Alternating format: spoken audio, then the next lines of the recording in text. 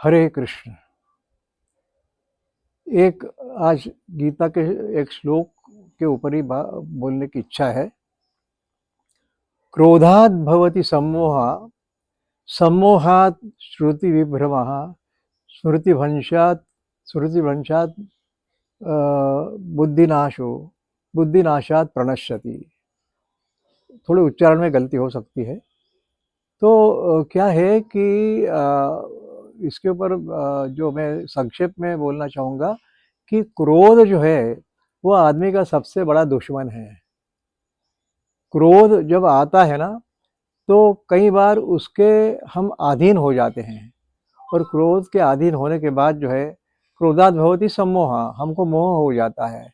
उस मोह के अंदर हमारी बुद्धि का नाश हो जाता है। श्रुतिभ्रंशात् बुद्धि नाशो, तो बुद्धि का नाश हो जाता है।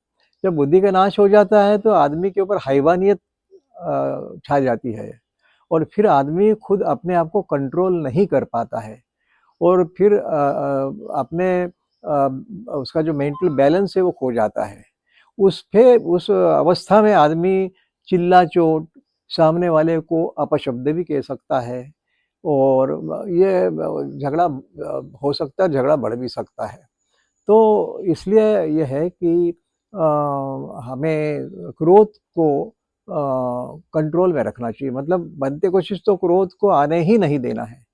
यदि ऐसा लग रहा है कि अपने क्रोध आ रहा है तो हम 10 तक की गिनती करके अपने आप को थोड़ा पॉज़ दे सकते हैं कि 1, 2, 3, 4, 5, 6, 7, 8, 9, 10 एक पॉज़ दिया तो थोड़ा उसमें डिले हो जाता है। क्रोध को डिले भी करेंगे तो धीरे-धीरे उसको हम अवॉइड कर सकते हैं, लेकिन क्रोध को अवॉइड करना चाहिए। इससे अपना मन भी शांत रहता है।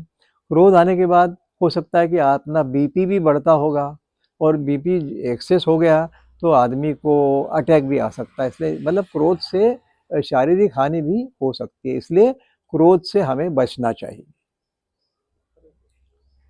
क्रोध